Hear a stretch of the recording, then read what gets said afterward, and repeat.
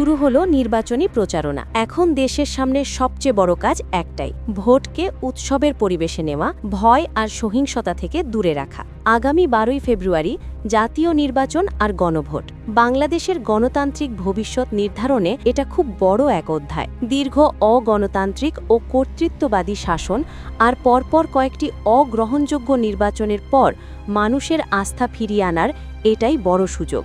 সুষ্ঠু ও গ্রহণযোগ্য ভোটের দায়িত্ব যেমন নির্বাচন কমিশন আর অন্তর্বর্তী সরকারের, ঠিক তেমনি রাজনৈতিক দল, প্রার্থী এবং সমর্থকেরও। প্রতিযোগিতা হবে, কিন্তু সেটা হতে হবে ইতিবাচক, নিয়ম মেনে, সহিংসতামুক্ত।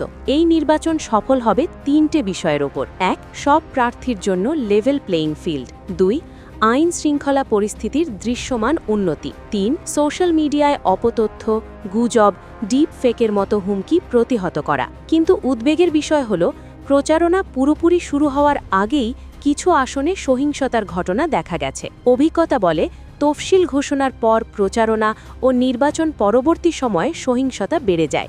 এখনই কঠোর নজরদারি আর দ্রুত ব্যবস্থা দরকার। শোনা যাচ্ছে এবার আইন শৃঙ্খলা রক্ষায় সশস্ত্র বাহিনী সহ প্রায় 9 লাখ সদস্য মোতায়েন থাকবে। তাই পরিস্থিতি খারাপ হলে কোনো অজুহাতই গ্রহণযোগ্য নয়। অবৈধ অস্ত্র উদ্ধার, তালিকাভুক্ত সন্ত্রাসীদের বিরুদ্ধে বিশেষ অভিযান আর যারা ডিজিটাল মাধ্যমে গুজব, অপতথ্য ছড়াবে তাদের বিরুদ্ধে কঠোর ব্যবস্থা নিতে হবে। একটি শান্তিপূর্ণ, উৎসব মুখর পরিবেশে ভোটাররা যেন নির্ভয়ে ভোট দিতে পারেন, সেটাই আমাদের লক্ষ্য হওয়া উচিত। সুষ্ঠু ভোট শুধু একটি প্রতিষ্ঠানের কাজ নয়, এটা সবার দায়িত্ব।